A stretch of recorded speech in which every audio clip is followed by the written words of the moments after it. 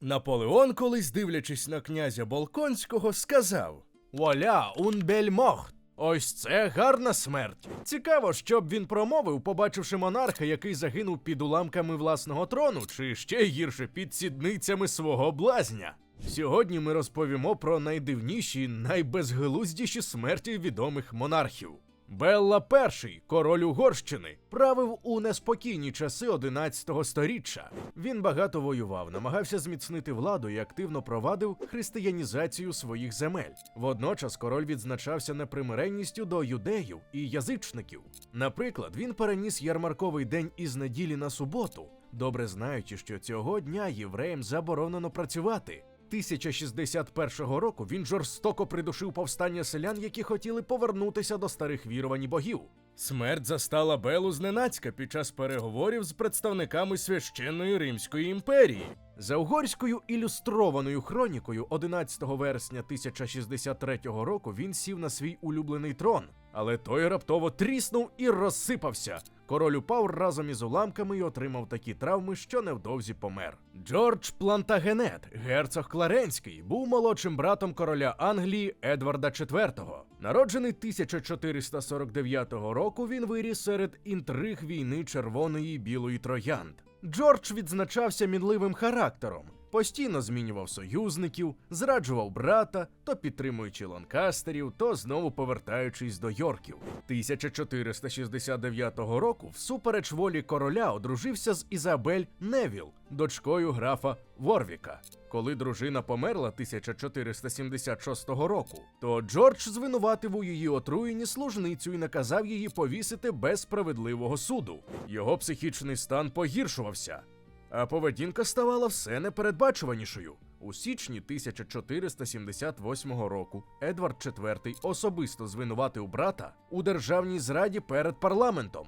Вирок було винесено швидко – смерть. 18 лютого 1478 року у віці 28 років Джорджа стратили в Тауері. Незабаром поширилася чутка, що його втопили у боці вина Мальвазії, дорогого солодкого грецького вина. Певні джерела твердять, що це був його власний вибір способу страти. Генріх II, король Єрусалиму, досяг кар'єрних вершин. Він воював під проводом Річарда Левового Серця, а після загибелі правителя Єрусалиму Конрада Монферратського одружився з його вдовою Ізабелою і сам став королем. Пліткарі казали, що молодий Генріх допоміг позбутися суперника, та насолодитися владою йому не судилося. За 5 років він загинув доволі безглуздо. 1197 року, спершись на перила другого поверху палацу в Акрі, він упав, коли ті не витримали. Можливо, вижив би, якби не придворний блазень Скарлет, який кинувся його рятувати, схопив за рукав, але теж полетів униз і буквально задавив пана собою. Сам блазень зламав стегно і помер кілька днів потому. Хвилинка уваги для тих, хто ще не підписаний на наш телеграм-канал. У нас там не тільки анонси нових відео, а ще й безліч цікавих історій і фактів, які ми не публікуємо на Ютубі. Посилання у описі і прямо зараз на екрані. Георг II Британський правив Великою Британією від 1727-го. Народжений у Ганновері, він був останнім британським монархом, який народився за межами Британії, і останнім, хто особисто воював у битвах. Георг мав репутацію холеричного правителя з сильним німецьким акцентом. Він був хоробрим воїном, але не надто витонченим правителем. До 1760 року Георг осліп на одне око і погано чув. Уранці 25 жовтня 1760 року 76-річний король прокинувся о 6 годині ранку і пішов до свого туалету. За кілька хвилин слуга почув гучний тріск. Коли він увійшов, то знайшов короля на підлозі. Монарха підняли на ліжко, покликали його дочку принцесу Амелію, проте до її приходу він помер. Огляд показав, що Георг помер через розшарування грудної аорти. Головна артерія розірвалася під час напруження в туалеті. Не найславетніша смерть для останнього короля, який провадив армію в бій. Карл II Наварський, відомий як Карл Злий, навіть у часи зради постійних війн видавався надзвичайно підступним. Він постійно міняв союзників і врешті-решт залишився правителем спустошеного королівства, оточеного ворогами. У літньому віці через проблеми зі здоров'ям він майже не міг пересуватися, а тому слуги обгортали його тканиною, змоченою бренді, щоб полегшити біль. Одного разу за однією з версій полум'я від жарівні підпалило тканину, тому Карл згорів живцем. За іншою, служниця хотіла припалити нитку біля шиї короля і випадково спалила його цілком. Вона злякалася і утекла, залишивши його помирати у вогні. Чи це була випадковість, ніхто так і не дізнався. Карл VIII французький, на відміну від Наварського, мав прізвисько «Люб'язний», радше за надмірну увагу до жінок, аніж за доброту. Він був низького зросту, не відзначався розумом, але знав, як дістатися до жіночого серця. І не тільки. Подейкують, що він навіть мав альбом із портретами своїх коханок. І загинув він так само недоладно, як жив. 1498 року, ідучи грати в давній різновид тенісу, не помітив низької поперечки. Сильно вдарився головою, упав у кому і помер за 9 годин. Однак сучасні дослідники дійшли висновку, що від такого удару він міг отримати лише струс мозку. Ймовірно, справжньою причиною смерті стало ускладнення через нейросифіліс. Аттіла Гун був одним із найстрашніших ворогів Римської імперії. Від 434 року він правив разом зі старшим братом Бледою, поки не вбив його 445 року, щоб заволодіти владою одноосібно. Аттіла тероризував Східну і Західну Римську імперії, переходив Дунай, грабував Балкани і вимагав величезну данину золотом. 451 року він уторгся до Галії, проте був зупинений у битві на Каталаунських полях.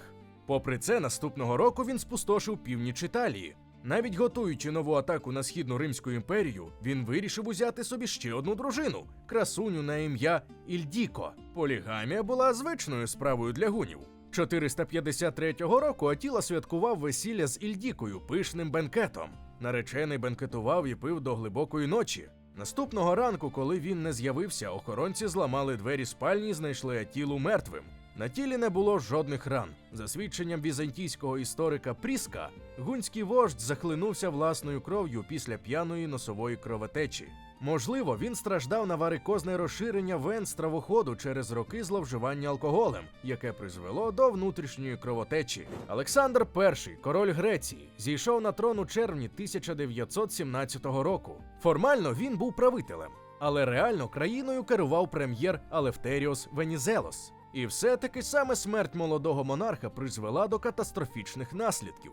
Восени 1920 року Олександр гуляв у лісі маєтку Татой зі своїм улюбленцем, собакою на ім'я Фріц. На пса напала ручна мавпа, яка належала дворецькому. Король кинувся захищати улюбленця і ударив мавпу ногою.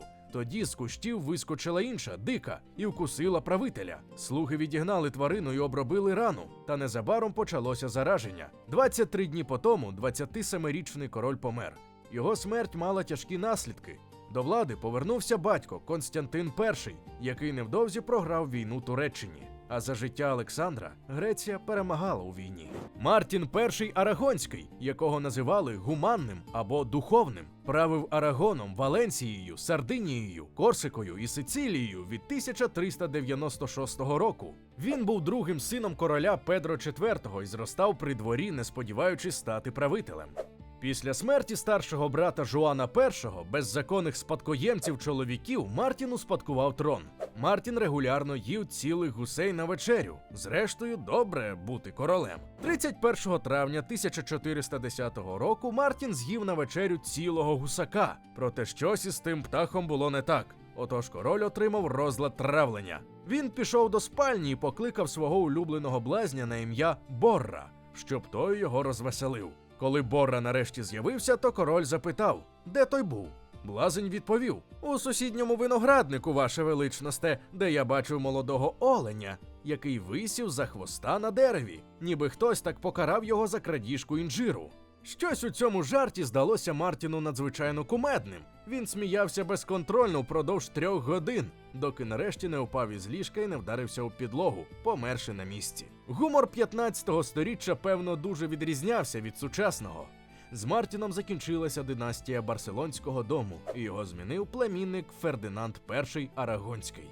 А вас, друзі, просимо сказати, чи цікавить вас такий історичний контент. Ми лише нещодавно запустили цей канал і робимо випуски різних спрямувань, щоби зрозуміти, що цікавить вас найсильніше. Тому зворотній зв'язок від вас дуже для нас корисний. Дякуємо і побачимося наступного тижня.